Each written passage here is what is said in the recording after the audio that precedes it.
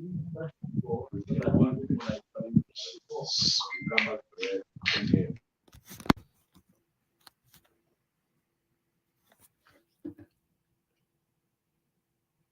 and gentlemen, good afternoon. Good afternoon for those in the United States, and good evening to those in Cameroon watching from wherever. Welcome to Lambom Show. Today is Saturday, August 20th, 2022, and we are on African Soccer Vibes with veteran soccer journalist Fon Echekiye.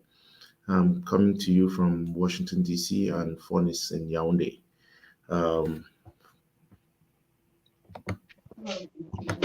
Welcome. Yeah, thank you very much, Lambert. Well, I think I'll begin this show by asking you to make a promise to your viewership. Do you promise that henceforth, or give an appointment of 5 p.m., it's going to be 5 p.m.?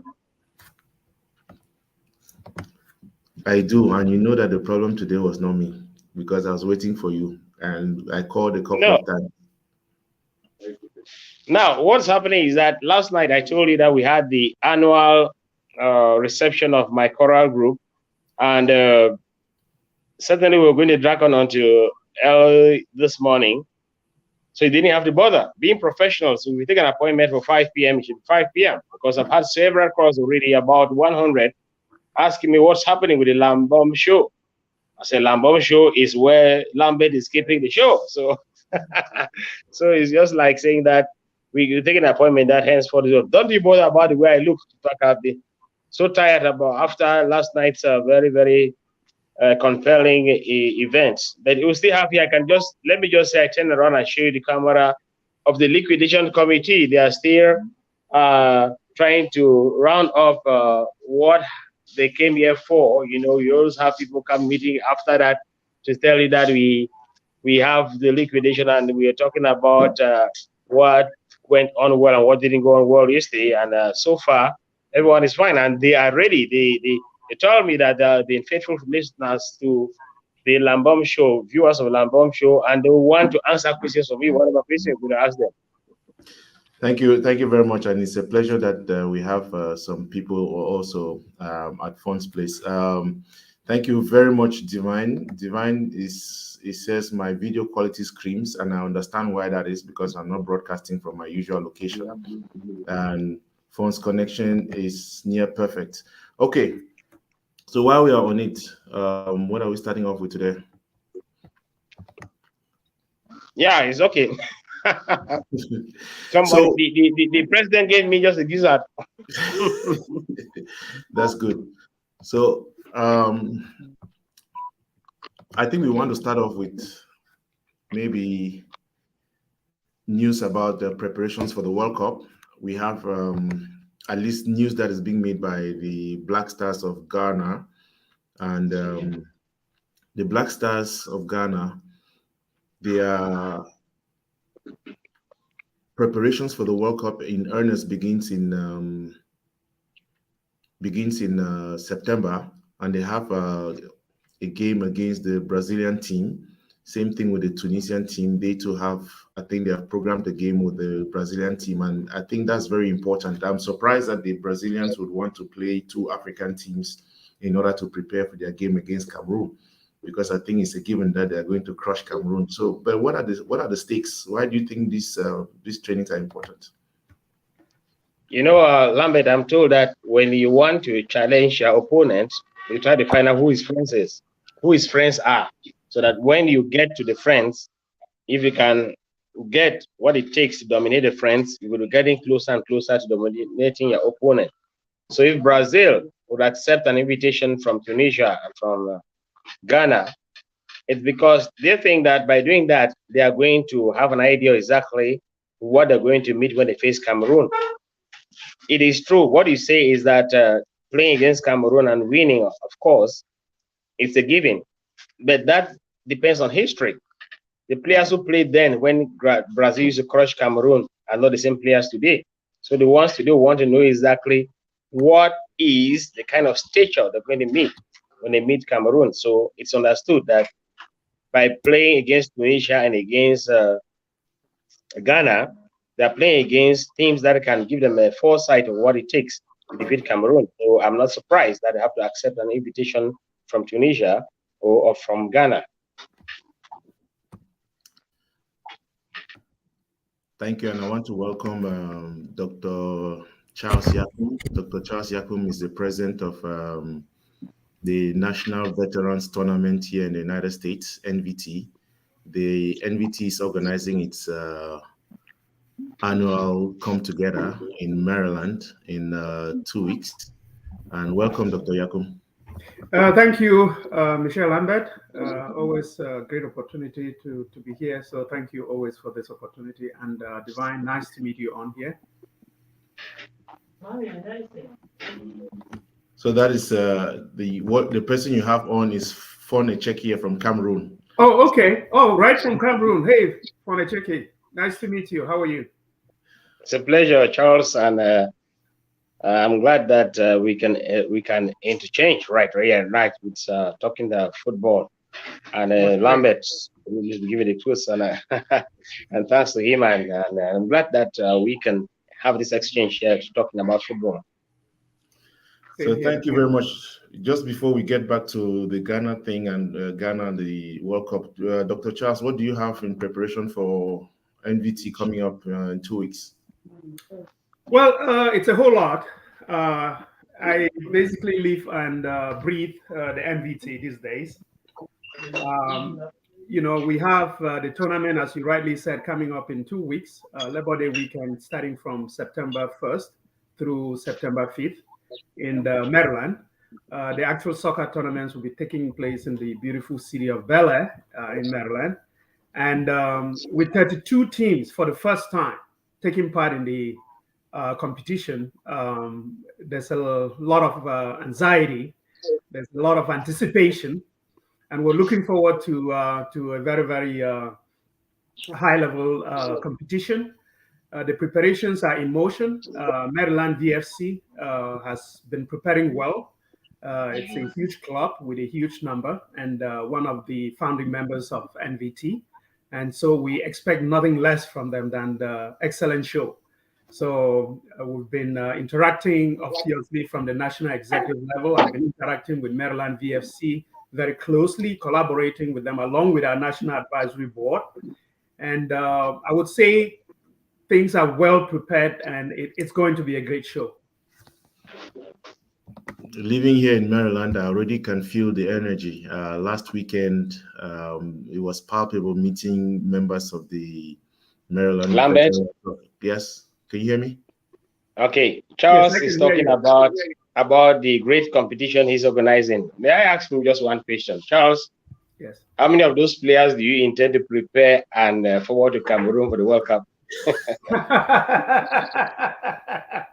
So, knowing that this is the veterans tournament where, per our bylaws, you have to be 35 years and above, I just don't think we want to go to Qatar to win the World Cup, right?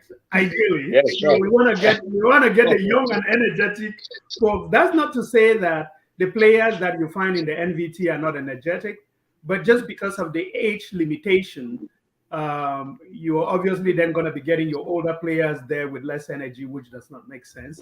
So, but when you watch the finals of the NVT, I mean, it's impressive. It's very, very impressive. Some of those finalists can beat, some of the countries in the World Cup very, very easily. So, but because of the nature of the NVT, which is the veterans tournament, it's really for those who are trying to take it back, lay back a little bit from professional soccer, right? Charles. Yes. Roger Milla went to the World Cup in 1990 at the age of 38. True. And one of the things we are going to be talking about today is about Asamoah Gyan of Ghana, who wants to go back to the World Cup, and there's a lot of anticipation and animosity with that. We're going to talk about that. But just to your point, Charles, because I think when you became national president last year when the competition took place in Houston, one of the questions I asked you when you just took over was about this age limit, because there was a problem with, you have a veteran soccer club, Yes. But the people whom you actually see, the people you see actually playing, they don't look like veterans at all. That's right. So I think it has defeated the purpose of the competition in terms of the fact that these teams have instead become very competitive. Yes. And they have now gone into hire younger folks who come in with ID cards showing that they are old. I mean, how have you solved that problem? And are we expecting to see a veterans tournament in Maryland? Yes, we are absolutely expecting to see a veterans tournament in Maryland. I have made the commitment, and I'm very, very determined to stamp out that age fraud. It does not make sense that we put up a show for veterans and then show up and start seeing younger players, 30 years old, some in some cases even less than 30 years old, trying to play. So we have put a number of things in motion as we speak. We had requested for every single team that will be participating in Maryland to submit their list of players, plus the picture and plus the year of birth. We have received all that information, and our operations committee is working in the background trying to validate some of that information. And then when we get to Maryland, besides that validation that's being done ahead of time, the match delegates and match commissioners and so on will be further verifying the IDs that are presented against the picture of the person who is there, make sure that we're talking about the same person and the ages match the IDs that they present, and also match the person that's standing right in front of you. I'm very determined. I did succeed in passing through 2 motions through our board of directors, or the National Advisory Board, as we call it, which is to ban any team that is caught with an underage player. We will ban that team for 2 years, and the ban goes with the entire team, not with the president, not with the coach, not with the executives of that club, but the ban goes with the entire team. You cannot switch from one team to the other the following year because your team was banned. And the rationale behind that was to pretty much have the members of each club be the first ones to police their team, because you know that if your team brings an underage player and your team gets banned, it will affect you. You will no longer be able to play NVT for a good 2 years, plus financial fines that will come on the club. So there are many steps that we're putting in the process, and I'm really, really very determined to make sure that happens, and I'm ready to put my neck on the line for that. So, Fon, sorry, one of the things you would have noticed in all your years of covering soccer, the age problem is a perennial one with Africa. People underreporting or overreporting depending on what the circumstances. Yeah. And we have had instances of people who claim that their mothers just died and they are they are older than their mothers. I don't know how do we solve this problem? I mean, it's not just a veterans issue here in the United States, but I think it's a perennial problem with soccer, at least within the African continent. Now, I want to have the impression that Charles and his NVT idea are just copying from what is happening in Cameroon and in Africa. So the players have always wanted to appear much younger on paper than they are. But I think that the only way to go about this thing is that from the word go, you have what they call a reliable database. If you have a reliable database, there's no way a friend of mine who is eating some bit of chicken behind there called Raoul can tell people that he is 25 while the mother is 30. So it's not possible. So if you have a reliable database, you're going to be able to have that different word go, so that at the end of the day, people start moving the ages from left to right. The database that would have been set up from the word go be able to step in as the reliable judge now to determine who is who in all of this. So I think that's the only way you can go about it, because you can't just rely on what people present to you as documents or what they tell you in terms of an interview. So I think it's a matter of having a reliable database from word go. And so while we are on the question of age, I mean, you said already in the beginning that Roger Milla went to the World Cup at the age of, is it 36 or 38? 38. 38, and did what he did. I mean, it's thanks to him that Cameroon was able to go through that competition that impressively. I mean, to a certain extent. That's a 1990 World Cup. And Ghana is trying to repeat the same thing. Asamoah said he never retired, and I think I have checked. I have not seen where he retired. I have not seen that officially. But the fun in it is listening to some analysis. He was actually playing in a team in Ghana, first division football. That is where he spent the last year. And the analysis they gave was he played for the entire year. I think they added up the minutes and it came up to something like 68 or 73 minutes for an entire year. Wow. Yes. So, and then he's trying to now say that he's trying to keep fit and keeping fit in order to prepare. And it seems he wants to correct the mistake, the penalty that he lost. That I think that was against Uruguay, if I'm not mistaken. Fon, you can correct me. So, I mean, what is your take on that? What is your take on Asamoah? Do you think he should come back, and why? Or if not, why not? You know what? Before I give an answer to that, I'm going to take you to the liquidation committee where people are already talking about what they think about Asamoah Gyan is saying. And I'll begin with a neighbor of mine who just lives opposite me. He's going to speak in French, the Francophone. And I'm going to ask him the question, what do you think about Asamoah Gyan accompanying the Ghanaian team to the World Cup?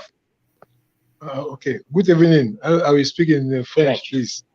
Moi, à mon avis, je crois que c'est un problème de volonté, hein, parce que Roger Milla, même quand il allait à la Coupe du Monde au Cameroun, ne croyait pas beaucoup à lui. Ça a été une décision présidentielle qui a été boudée.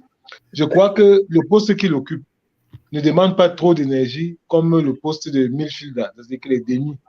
Et s'il est bien accompagné, il peut. Il a trop de volonté. Tous ces matchs qu'il a eu à faire, quand moi j'ai observé, vraiment, il joue avec beaucoup de passion et d'amour. Bon, si c'est vraiment son âge, parce qu'il y a ce problème qui se pose, moi je crois qu'il peut. Il a beaucoup de volonté.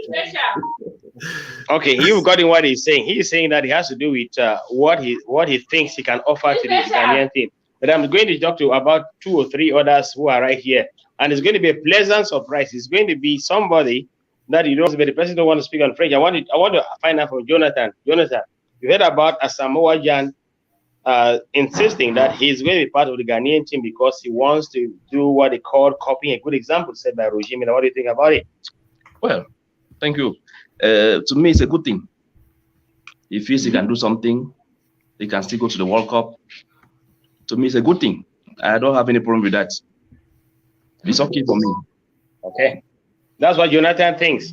Now, the others just stepped out of the way. There's Fritz here, who is the chairman of the liquidation committee. He's not going to talk about that, but he's going to talk about what he thinks about Asamoah Gyan participating in the World Cup finals as a player for the Ghanaian Black Stars. Hello, greeting from this end. I think Asamoah is a patriotic Ghanaian who thinks he still has so much to offer when it comes to soccer. So his decision going to be part of the Ghanaian team for the World Cup 2022 is very okay by me. What I think is that if he has the energy, the capacity, and the right frame of mind to help the team at the level of this competition, I think it's very, very important and very good. Yeah, he is patriotic, I think. Thank you very much, Fritz. So I give you the last person. This is Raul Besha. Raul is going to tell us what he thinks about Asamoah Gyan accompanying the Ghanaian team to the World Cup final.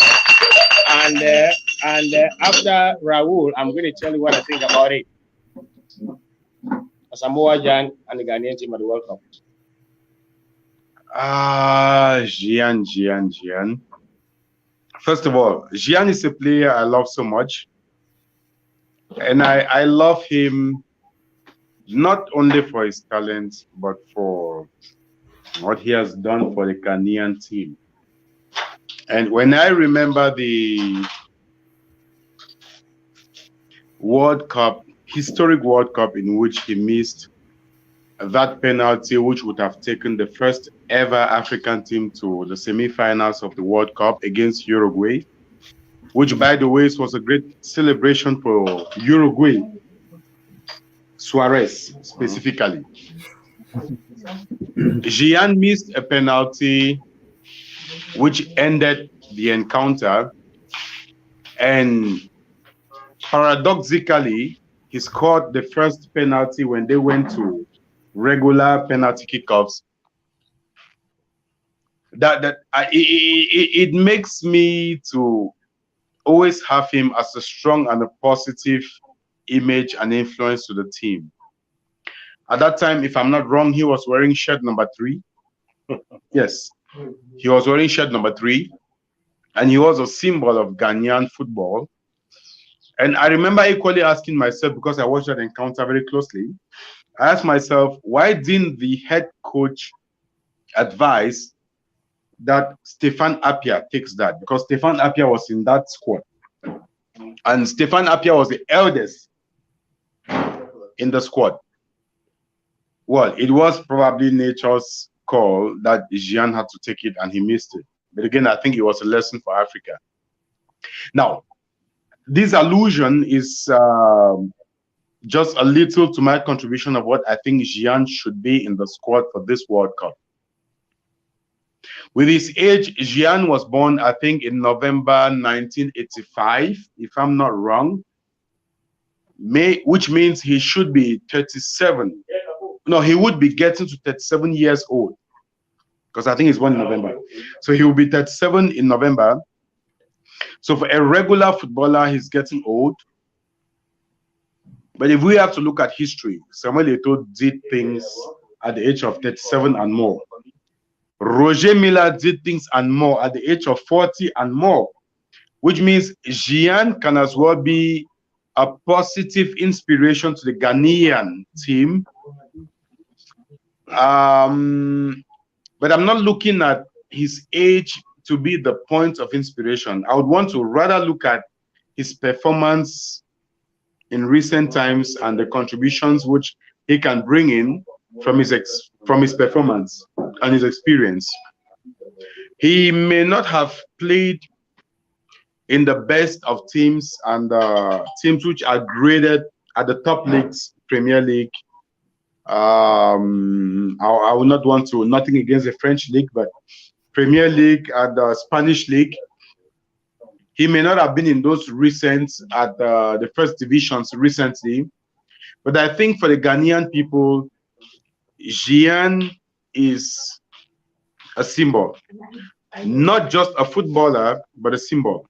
And when I say he's a symbol, because he marks the Ghanaians not just as a former captain with the shirt 3, but also as someone who missed a historic penalty, which would have given Africa a first position to the semi-finals. And if I would summarize that, I would honestly say and think that Gyan is the old broom that can sweep the house and knows all the technical corners of the house. Even if he will not be a regular in the 11, at least he should be that person who would come as a symbol to intimidate the young generation who come in the 2022 Qatar, November, December. That's my humble opinion. I think Gyan has his position. Thank you. That's a great one. They're coming in from Raoul Besha. Who is Raoul Besha? Raoul Besha is he's a PhD student in the University of Yaoundé Touatsua. He used to be a member of my choir, but he graduated as the only former member who has become a patron of the choir. So he was there last night for a celebration tonight, and this morning, or this midday, or this evening, he's part of the liquidation committee. I've got it all what they are saying. Now, question: what does Fon Echekiye, 5 times World Cup coverage man and 12 African Nations Cup coverage man think about this whole thing? Well, I will look at 2 sides of the same story. One thing is, you don't say that I'm going to the World Cup because I want to do what Roger Milla did at the time when he did what he did. Because it doesn't have to do with what you want to do or you think you can do, but it has to do with what you can actually do. Wishes are one thing, and going there to perform another thing. What has he been capable to do after all of these years? That's the question we're asking ourselves. That's the first question. The next question is, Gyan, what was the last time he made an impact in the Ghanaian national team? That's the question, because the fans, I imagine that the entire Ghanaian family should be torn into two between those who want him to go and those who don't want him to go. Now look at the players who are in the Black Stars of Ghana. You know, some of those things, like it happened with Roger Milla during the 1990 World Cup final, some of them claimed, I think Oman Biik said that, and I quote from the records, we sacrificed ourselves for him. They claimed that they did all the job and they just came in and they stole the show. So those who are in the Ghanaian team now, who are sporting the Ghanaian colors, would they want somebody to come in to steal the shine from them or not? So find out whether by his coming into the team, is going to improve on what you have as the collective message that our team wants to take to the World Cup and what they can do. So as far as I'm concerned, let the coaches, the technicians decide whether this guy has anything to offer in terms of being a footballer in the World Cup finals. Remember, we are talking about the World Cup. To win that World Cup, you need to play 7 matches, right? You play 7 matches. How much do you put in terms of your participation as a footballer, in terms of your physical aptitude? No, you know, there's something Milla said, and I'm going to give you that in French. And I asked him to go and say, Milla,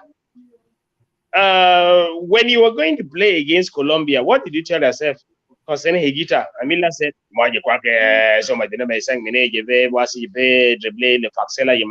that's saying that he started to be able to measure how much time you need to put into the field for him to be able to deliver the goals. Right? So you have to depend now, therefore, now on the coaches of the technical staff of the Ghanaian national team, what they think Asamoah can bring into that team to let them maybe deliver the goods. That's all. If you are just joining us, you're on the Lambom Show with veteran sports journalist Fon Echekiye, coming to us from Yaoundé, Cameroon, and Dr. Charles Yakum, National President of the National Veterans Tournament. He's based in Dallas.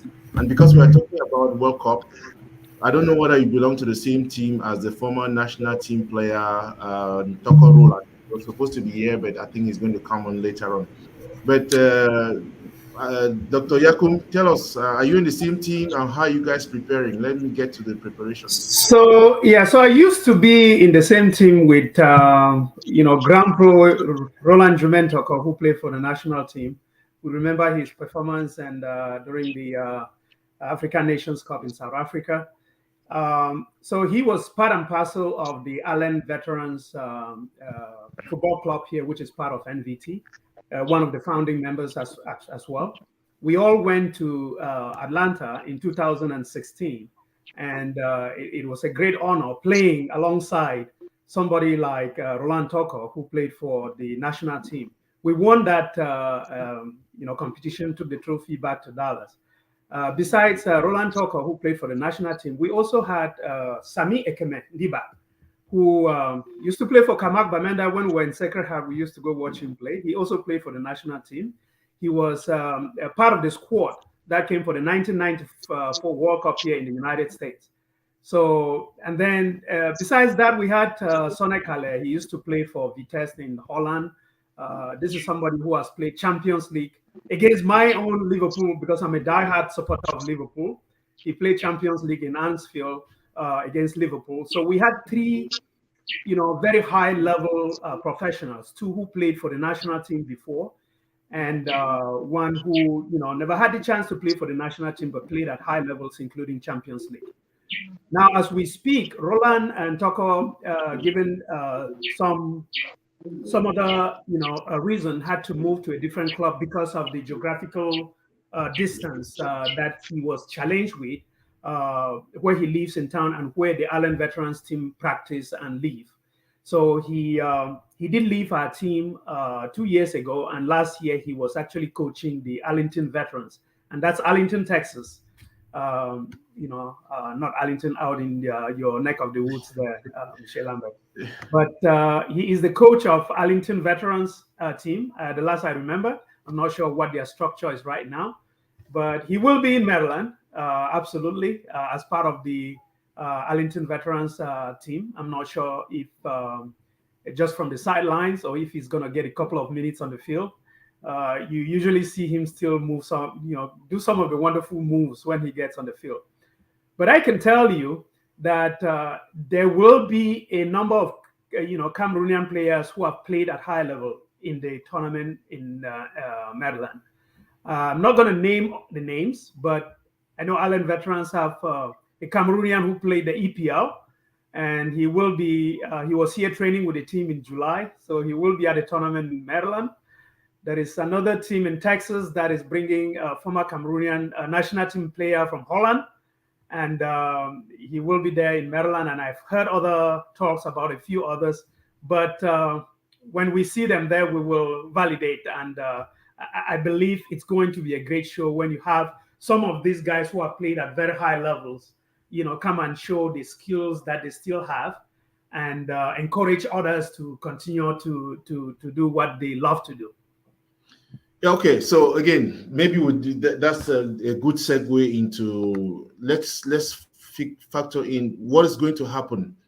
How is the competition structured this year? What are the things we should be expecting? I saw the co-coordinator of the Maryland Veterans team. He was here and dropped out. I've just sent him a message, Numbisi Simo, to come back in. But this is an opportunity to tell us what is going to happen here in 2 weeks. Labor Day weekend. If all I can say is, if you do not have a ticket to get to Maryland, if you do not plan on getting to Maryland, find a way. All roads will be leading to Maryland. It's going to be a great show. Numbisi is, the chair for the organization or the organizing committee that's preparing for NVT 2022, hosted by Maryland VFC. And they are doing an excellent job, really an excellent job. And of course, we're looking forward to witness what all the hard work that they have been putting in looks like. So we have 32 teams on the roster that will be competing for the championship trophy, the NVT championship trophy. We also have 7 teams that are on the waiting list, waiting for an opportunity to join the NVT and play as well. Most of those 7 teams will be present in Maryland because they want to be part and parcel of the ambiance that comes with the NVT, the networking, the socialization, and all that stuff. They want to be part of it. So a lot of them have indicated they are going to be in Maryland. So what I do want to do is to create an opportunity for those teams that are in the waiting list, up to 7 right now, to get a chance to enter the actual competition the following year. So tomorrow we have what we call the National Advisory Board meeting, which will be the last of its kind before we kick off the competition in Maryland. And one of my goals is to, I'm going to table a motion for the board to vote to relegate the bottom 3 teams. So after the competition, the bottom 3 teams, I'm asking that we should relegate them and promote 3 teams from the waiting list based on certain criteria that we have set, criteria to encourage competitiveness and diversity, meaning that there are teams coming from different parts of the country, the US and Canada as well. We have we have Toronto, which is part of the team in the waiting list. We have a team from Florida, from Tampa, Florida, and we would love to see them join the competition. For now, they are in the waiting list. So if this motion passes tomorrow, which I'm presenting to the National Advisory Board, if they vote for that motion, then teams will know that in Maryland, they better not be in the bottom 3, because that will mean you will have to wait out in the waiting list while others are competing in the following year, in 2023, whoever or wherever that tournament will be taking place. Again, that decision as to where the 2023 tournament will take place will be voted upon tomorrow. And I can talk a little bit about that. But just focusing on the competition that's going to take place in Maryland, The stakes are high. Teams are preparing very hard. I mentioned before that I live and breathe the NVT more than I actually do my professional job these days. And we are preparing very hard. And I just see Michel Nubisi just came online. He's been working hard day and night for this tournament. And we are, working very closely and looking forward to an awesome tournament. Welcome, Michel Numbisi. Numbisi Simo is the co-chairperson of the organizing committee here in Maryland Veteran Soccer Club. And I can tell you he's been working very hard. Just from the background, I can tell. So, Michel Numbisi, opening words. You have your national chairperson here. There's a veteran journalist on set too, Fon Echekiye, all the way from Yaoundé. So, take it up. Excellent. Well, wonderful. And again, thank you so much, Lambert, for giving us the platform and the opportunity to speak about the upcoming events. Thank you, Fon Echekiye, for being on the call as well. And thank you to our national president to have kicked it off already. Lambert and I spoke in the course of the week. We had an intro show where I talked to him about some of the highlights of what's to come. And it's really an exciting time for us in putting this together. Us as the local organizing committee and partnering up with the national executive to make this happen. It is, the NVT has really grown. The National Veteran Tournament has really grown to a beautiful beast that we all really do cherish. And by every indication, it can only grow and extend beyond our imagination, quite frankly.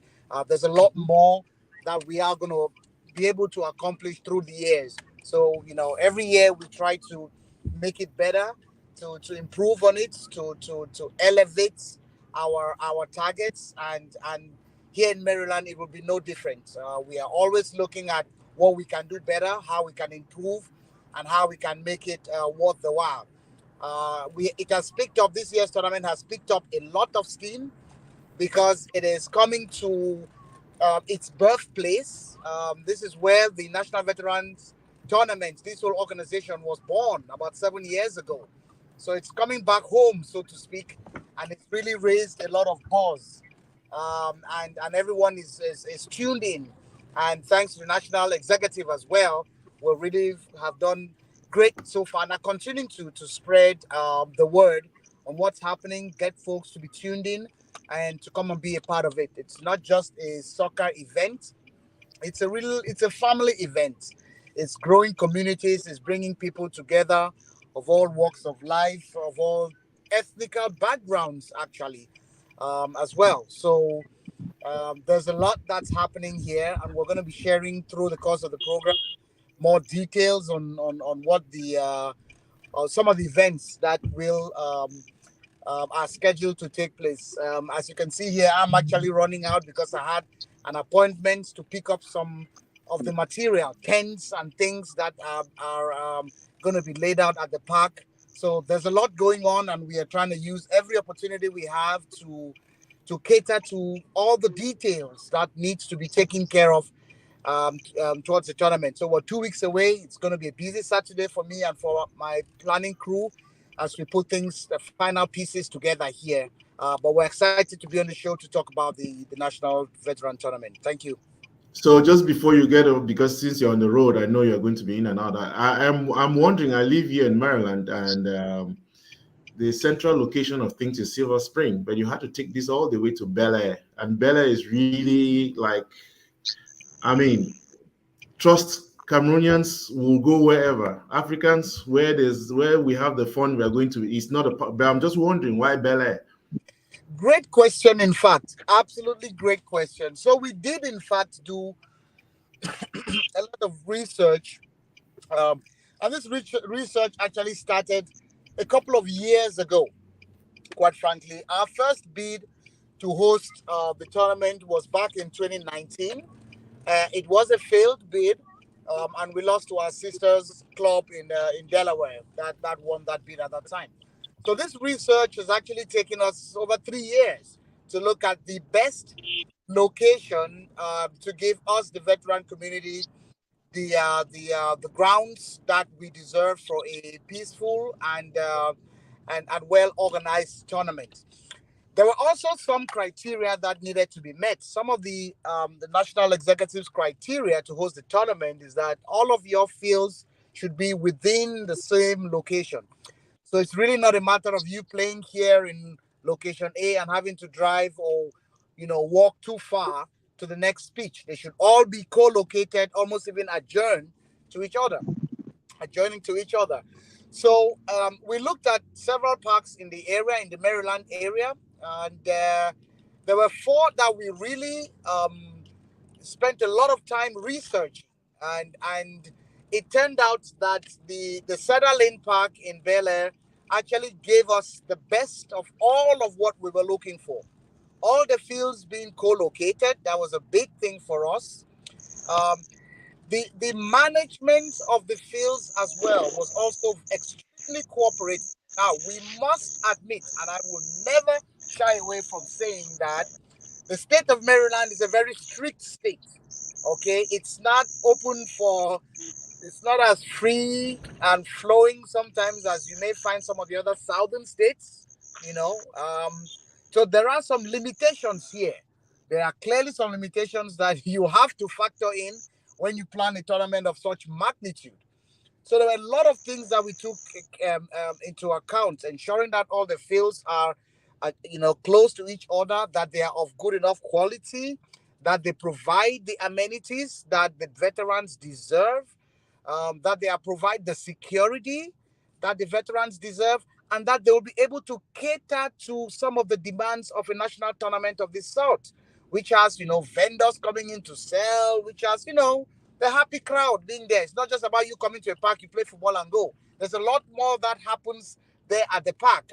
Without going into a lot of details, I will leave it at that. So it was important to find a park that allows you the latitude, that is a lot more, that is a bit more amenable to our crowd. And I'm not saying we are an unruly crowd. I'm not saying we plan to be unruly, but at least, a private management group is a lot more amenable, and we're able to negotiate some things with us that allow us to put together the show that we have. So like I said, a lot of things were taken into consideration to ensure that we can settle for a location that provides us the grandeur that the tournament deserves.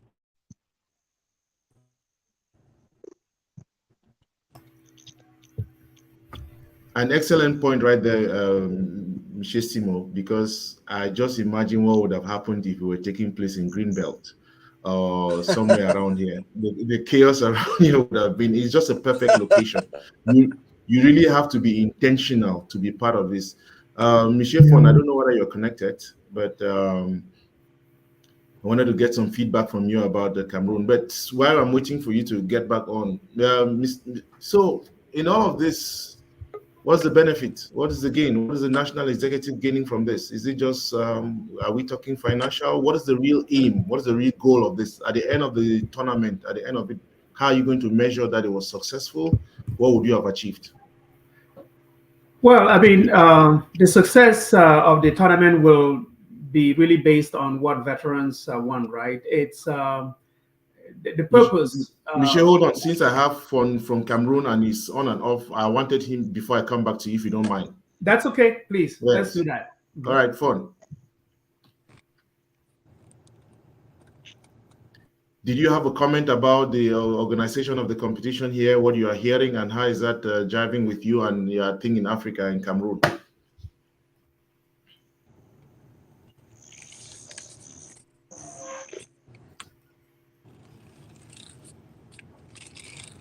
Can you hear me, Fon?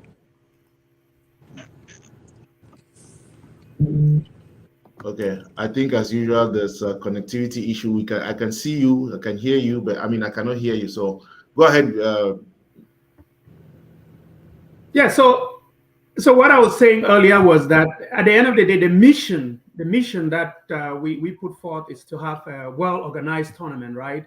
that's appropriately structured and funded to accommodate veterans and the teams from various areas or with various levels of ability, potential, interest, and to promote a positive veteran culture that teaches beneficial life lessons. Like I told you last time, exercise is medicine, and honors the game of football or soccer for all the veterans and for all the teams. So it's an environment where you can interact with others, socialize with others, network with others, and the success of the tournament will be determined on how these things are accomplished, as well as some of the key factors that came out of our lessons learned exercise, which we initiated after the Houston tournament, is to stamp out the age fraud. And that is something that we are on top of it. And then there were other things that had to do with the organization in terms of just getting enough water to the pitches, getting qualified refs of qualified match officials. And those things have all been taken care of, and we're looking forward to an excellent improvement because of all the work that has been put in, all the preparations that have been put in to address those concerns that came up. So it's not something tied to financial gains, because at the end of the day, we're veterans. We go out there to have fun. We go out there to socialize. We go out there to have a good time because of the love of the game. So, at the end of the day, we obviously don't want to be coming out negative. And the prior tournament was not negative. So that definitely, gives us some hope.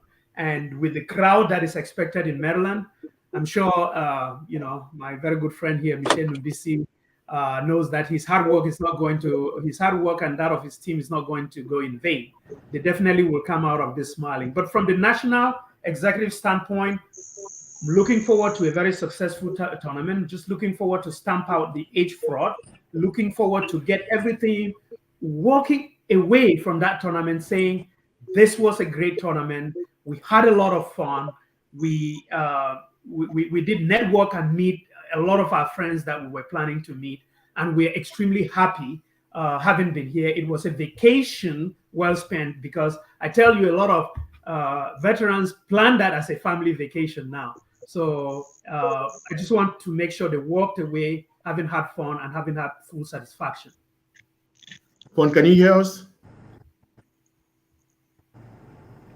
Well, I'm trying to follow what the doctor is saying and the right-hand man. I didn't quite have that because there was I had problems with having the audio come all the way right here.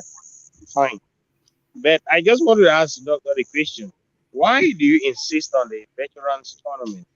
Whereas it is known that when there is youthfulness injected in this whole thing called football, there's more excitement. Why didn't you allow it to be an open affair? Very good question, Fon. So if you look back in how the game of soccer or football have been, evolving here in the US in terms of within our communities, there used to be the CAMSA, Cameroonian Students Association, that used to put up a very good soccer, show, right? So different teams will come and play. But as time went on and the population, we all start aging, it becomes very, very difficult to go competing with the younger folks. So that gave birth to the Veterans Tournament. Now, for some reason, the Veteran Tournament have become more popular. And I think even the CAMSA had pretty much been dead and buried. And so as much as, you will get a more physically intense, tournament with younger folks, this was really meant to continue to encourage those who have been playing in before and, were now veterans to keep doing exercise so that they can maintain a good health, for both them and their family, so that will, reduce, their health issues and will pretty much help them in the long run. So it's a way for us to encourage the older folks to have a healthy way of living. And so these teams that are coming to play within this weekend in Maryland have many other activities happening in their different localities. You know, on a weekly basis, most of the teams are practicing. Some even practice 2 times a week. And that's what we want to encourage. We want our veterans, we want our older folks to stay active. We want them to stay healthy. Exercise is a medicine, and we want to make sure that they take advantage of that. So again, our objective here is to cater for our older folks so that they can live a healthy life. Okay. Thank you. So, if I may, Fon, again, Numbisi, the national president talked a lot about fun. That there's going to be a lot of fun happening that weekend. Aside from the soccer, which is the point, and Fon, I'm going to come back to you to talk about the CAF licensing for the teams that are taking place in the Confederations Cup, because that is going to jive with what we're saying here. But what are the fun activities that are going to take place? Because every weekend in Maryland is fun. Absolutely. When you bring out so many gentlemen from across the country to again, the theme there is really, focusing on. You remember in our press release, we said it very clearly that the goals of this year's tournament is promoting a healthy lifestyle, which is why we want to ensure that the older folks. We want to ensure that the older folks have an opportunity and an avenue, to belong into a club that practices routine exercises, that have routine exercise programs on their schedule, which is why we're encouraging folks to join a veteran club in your area, come out a couple of days a week, and be a part of the community, so it's, again, encouraging sports, strengthening, ties amongst people, not just Cameroon, but community that we live in. And that's how we support each other, by knowing each other, knowing our problems, being there for our birthday parties and, just celebrations of life and everything else. So it's really, growing a healthy lifestyle, or encouraging a healthy lifestyle, but also growing the community by encouraging people to belong to a veteran club, contribute to our community, and that growth goes a long way. Now, of course, to answer your question, like you said, when you bring out a lot of people of this nature, we need to ensure that we truly have time to network as well, to know each other even better, to rekindle our stories from before, and to to catch up on the lost time. We don't meet as often as we would have loved to anymore, because we all have families here and there. But we need to create those avenues where we can, sit with a drink in hand and some bites, stories of our, of our children, our families, and our parents, and so on and so forth. So with that, on Friday, on the first day of the tournament, Maryland is organizing a welcome party in the Baltimore area. It will be showcasing a live band called the Lions Band, and they will be performing some of our best tunes ever, from Bikutsi to Makosa, you name it, they've got it. It will be a beautiful experience, very casual evening. It's a cocktail party, so it's not like it's a dining party where we sit with ties in a big, no, very casual. Come out there with your jeans and t-shirts, listen to a live band, free entry, and enjoy the company of your friends. On Saturday will be what we Maryland is calling the Elegance Party. So that's where Maryland is going all out to truly throw out a bash for all of our visitors that are coming into town. So it's an all-white party. So all the guests will be dressed in white, including the hosts, of course. We do have some major musical artists coming in from Cameroon to grace that occasion. TG Panchak will be there, and Grass Deca will be there to grace that occasion as well. So it will be a lot of fun, a lot of glamour at the beautiful Patapsco Arena again in Baltimore. So something we're looking forward to. It will be a masterpiece. On Sunday night is the actual official gala of the national veterans.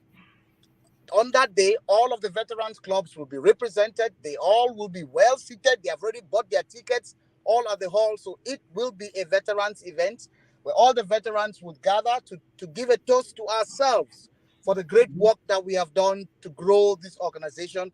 And again, thanks to our leadership, the NEC. So the NEC is in fact throwing us a party, so to speak, in working with the national or the local executive to put that together. It's also at that event that all the trophies would be given. And our trophies are not just for the person that played the best football and won the game.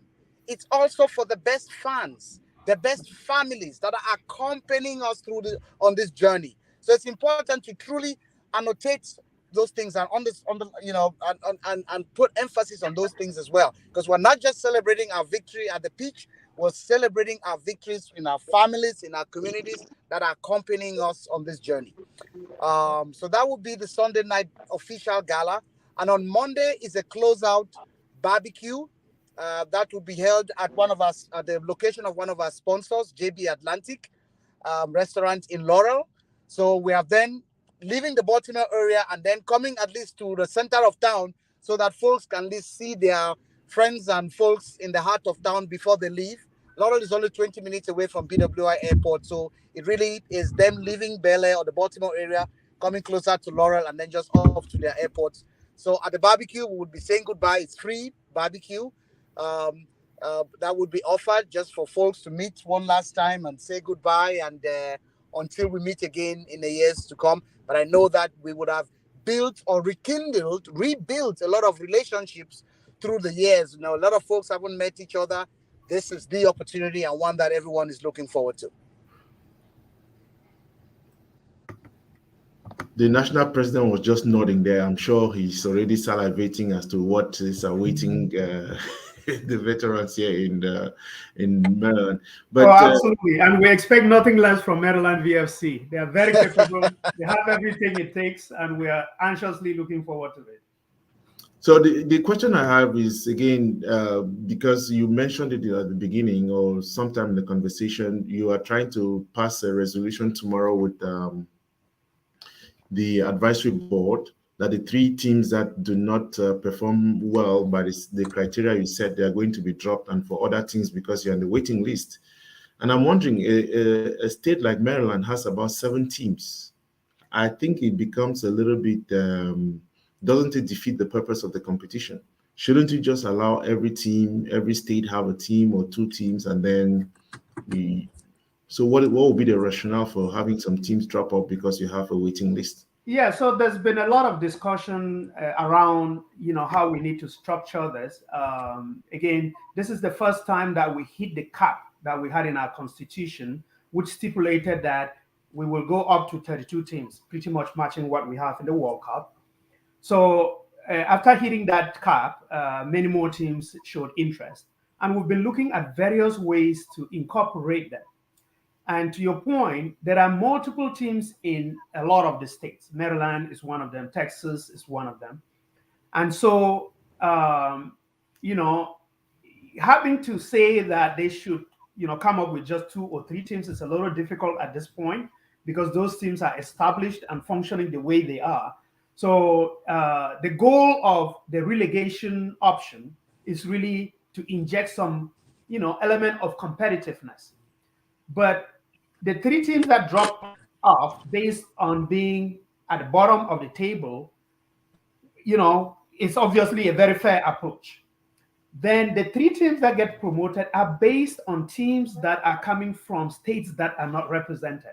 So, for example, there are 2 teams here in Dallas metro area that have been on the waiting list for a long time.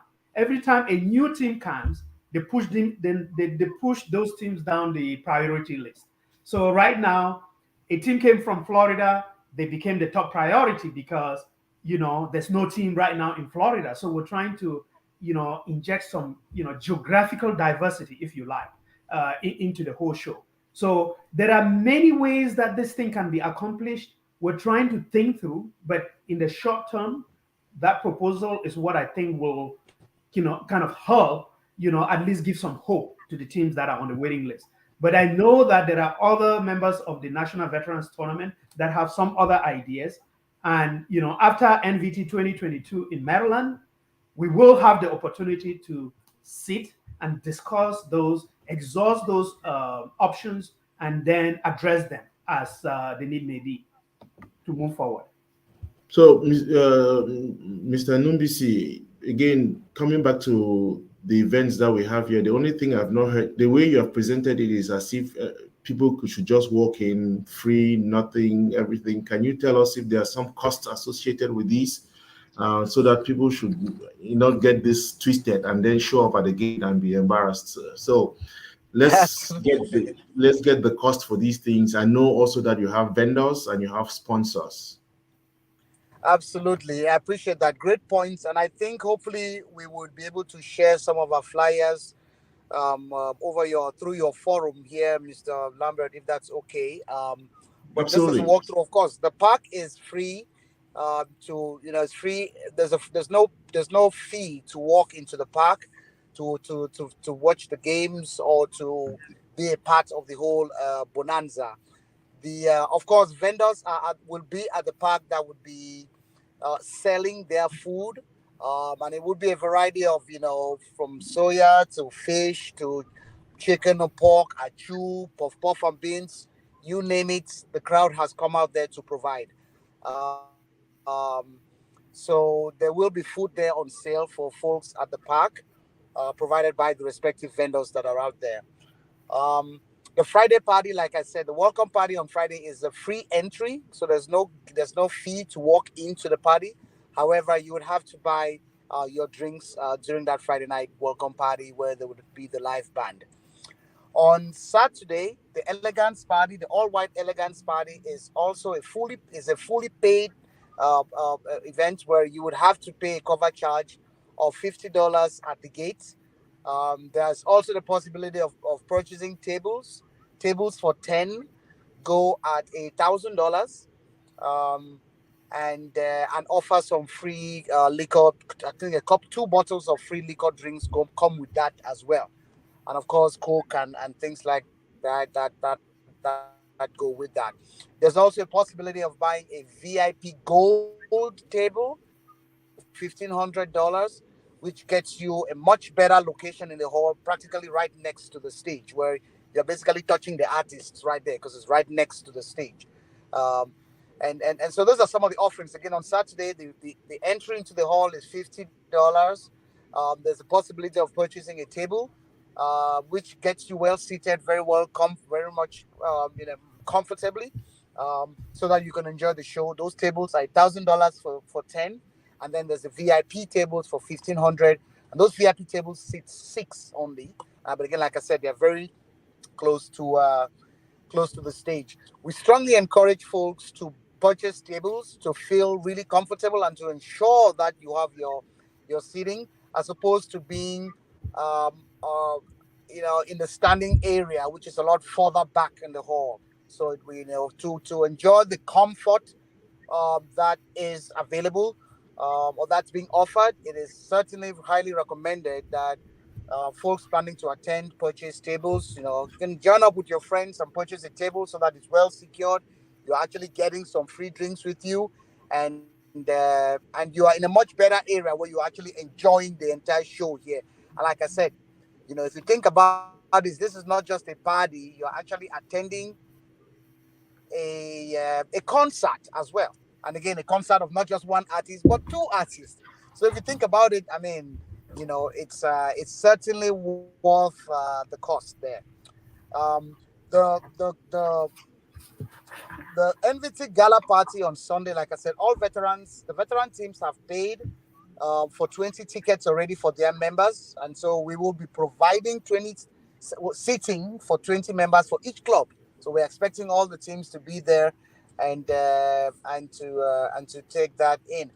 Any other guests that are attending would pay that same token as well of $20 to join in. So that's really not a party where it's a money-making event or it's a big no. It's really just, like I said, veterans giving a toast to each other to celebrate our success and also to give out prizes and accolades to those that have helped us walk this far and those that have won the various competitions that will be played out at the pitch. On Monday during the cookout, the farewell barbecue cookout, there's no charge to go into the area where the barbecue would be taking place.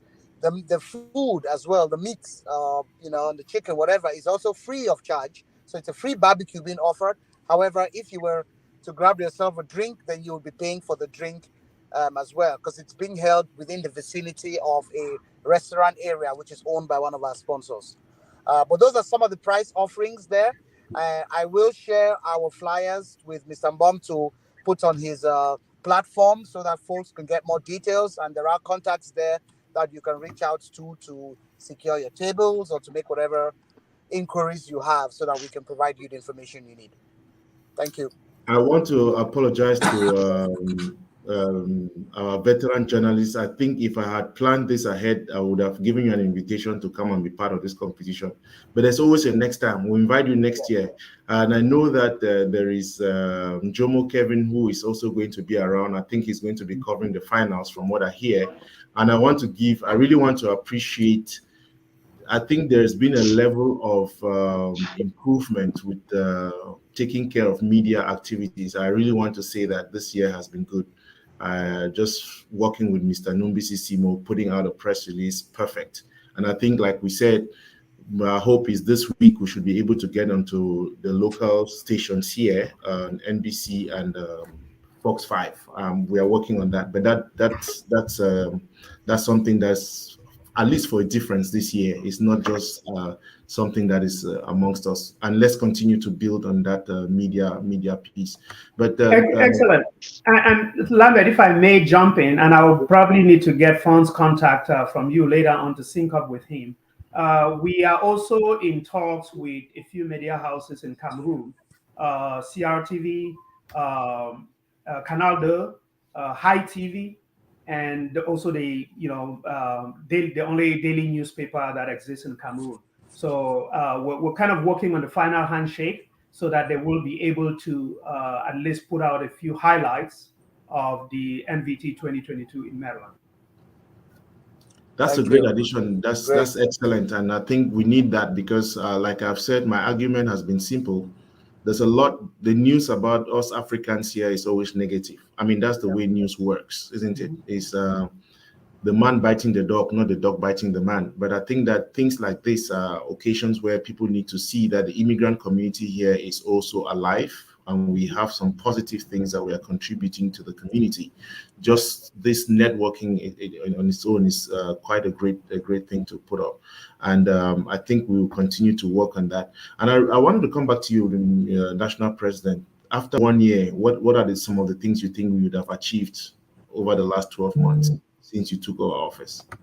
I would say structure. A lot of things have been better structured to make our lives easier, and we will reap the benefits of those in Maryland. I can be very, very certain that we will reap the benefits of that in Maryland. So there's quite a few areas that we've kind of structured to help the organization, help match delegates during the games, help the host team to make sure that we do things in a timely manner and not protract stuff and have others waiting while others are there on time. So those things are definitely a great improvement. And again, I'm a person that likes to see the true outcome of all the hard work that has been put in to really say yes, the results match the efforts that have been put in. So we're all looking forward to actually see how all the hard work that has been put in, how that how that shows itself in Maryland. So that's the one key area. And of course, the number of things that we've been working on that has not materialized. At some point during my National Advisory Board, I was told to take my leg off the gas pedal, that I was moving too fast, trying to change a lot of things or do too many things. But again, my mandate is for 2 years, and I want to make an impact before I leave office. So I'm almost halfway into it, and I do expect to make a significant impact.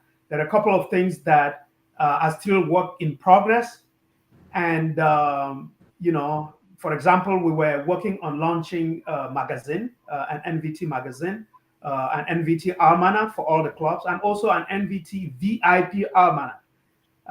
We wanted to launch that before this NVT 2022 in Maryland. Due to lack of content from a lot of the clubs, we will not be able to launch it at the tournament, but we will actually use the NVT 2022 in Maryland to close the gap of the missing content.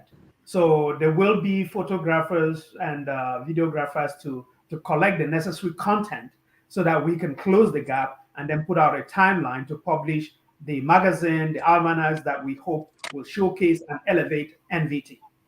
So, so those are some of the things that I really wanted to do that it's not going to happen. The other structural stuff, having things orderly and organized, are in place and are happening. So again, I think out of respect, I have to also go watch the finals here in Maryland. For those of us who cannot play, the sidelines are very good because there are many things, the better things happen on the sidelines. So, so again, I think that it may be good. I don't know whether you want to do this a Friday or you want to do it next weekend. Let's do one more just before the games so that we see where we are, if there are any last things. And my commitment is at least to get NVT on the local station here talking about this so that it's not just amongst the African community, but also, elevate the conversation. So in that spirit, I'm on air asking you guys whether you want us to do next weekend or do the Friday when you just come in for the competition, because I know that I'm going to be covering throughout the weekend. Michel Lambert, you're doing us a great favor, putting us on your platform. I'm available when you need me and when it's convenient for you. Absolutely. And I truly appreciate what you're doing for us. I'm making myself available when it's convenient for you. And absolutely. again, And same here. Absolutely same here. And also, whenever we have the broadcasters, whenever they're available as well, I want to have a quick chat on the program of events. Like I told you, wake me up in the middle of the night. I will wake up to that. I will pick up that call so we can have that conversation with them, because yes, we absolutely want to have that coverage as well. Yeah. Thank you so much for everything you're doing. Absolutely. Good. So thank you guys. Any last words you want to pitch in? Any last things, questions that I did not ask that you want to now put it out? No, I mean, if I may say, again, Lambert, thank you very much. Being on your platform, talking about NVT, it's a great favor for us because we want the word out there and you're doing us a great favor. So thank you very, very much. And God bless you for what you do. In 2 weeks, all road leads to Maryland. All roads leads to Maryland. Like I said before, if somebody wasn't planning to be there, you better plan to be there because you don't want to hear it from afar. It's going to be a lot of fun. It's going to be a great opportunity for you to come out, meet folks that you've not met in many years, network, have fun, and learn a whole lot. So please join us. The tournament starts from September 1st through September 5th in Maryland. And the program is out there. If you need to get it, you can reach us, either Numbisi, who is on the phone here, or on the call here with me, or reach out to Lambert. Lambert will also be able to provide that information.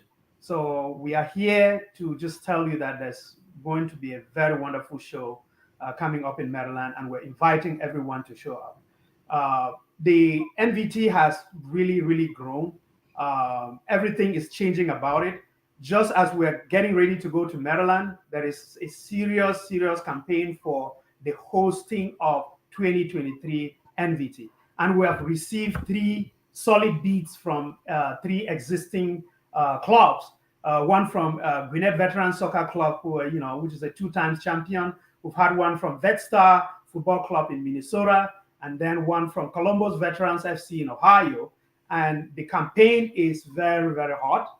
And the level of the campaign just shows you the level of NVT. It has been elevated so high. And this campaign will go on through till 5 p.m. tomorrow, when we will all get on our Zoom meeting to vote for the 2023 host. So before we come to Maryland, we would have had the 2023 NVT host.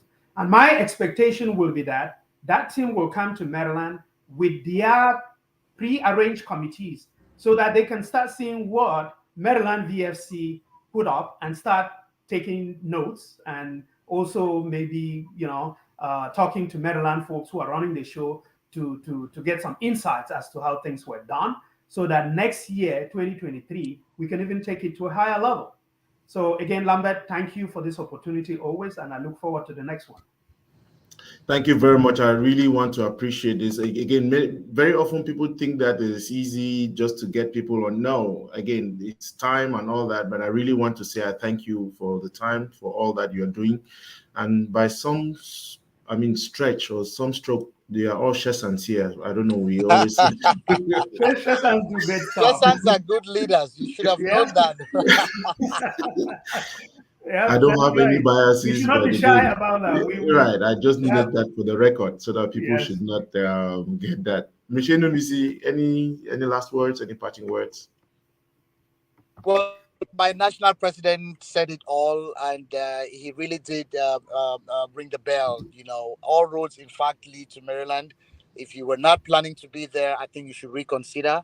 It's really an opportunity for you to come and bring your family with you. To be a part of it, to meet friends and family, long lost friends and family that you may not have seen or been in contact with through the years. The veterans are really doing something great. I think Dr. Yakum answered Fon's question so eloquently when he's talked about why are we focusing on the veterans. And I think that answer said it all. When we veterans grow, when we ensure that we live a healthy lifestyle and that we are each other's keeper, that we really are catering to our community, we all grow. We all benefit from that dynamic. Again, the Veterans Organization is not just about the game of soccer, but it's really about networking and being there for each other and growing community families and, of course, communities in the end. So that's really what we want to do, and I think that is why the veterans have grown that much through the years, and there's just so much more of an opportunity for growth in the years to come. So it started a while ago. It has taken a dimension of its own, and we're dynamic. We hope you can join us in making this story. And as we meet in a couple of weeks here in Maryland, it will be a fun time. Please reach out for more information if you need to. Lambert will have a lot of that to provide, and we will ensure that we can answer any questions you have and provide you any additional information you may have. But please make plans to be in Maryland and to be a part of the show, because it will be a blast. Thank you. So thank you very much. Again, you have been listening to the national president of the NVT National Veterans Tournament, Dr. Charles Yakum, based in Dallas, and the chair of the organizing committee here in Maryland. The competition is being hosted this year by Maryland Veteran Soccer Team. The chairperson of that organizing committee is Numbisi Simo. We have been on set with veteran soccer journalist Fon Echekiye, who was coming in from Yaoundé. Now, please, if you had anything planned for Labor Day weekend, you have the best laid out for you, awaiting you. There's no reason. You don't need to, you'll not spend a lot, just a few dollars, but you go out for memories that will live forever with you. I want to thank you all, and as we did, we're taking a commitment for next week. We'll be on again to see how far we've come and what is left for us. Thank you all, and have a good afternoon. Thank you. Thank you. Thank you.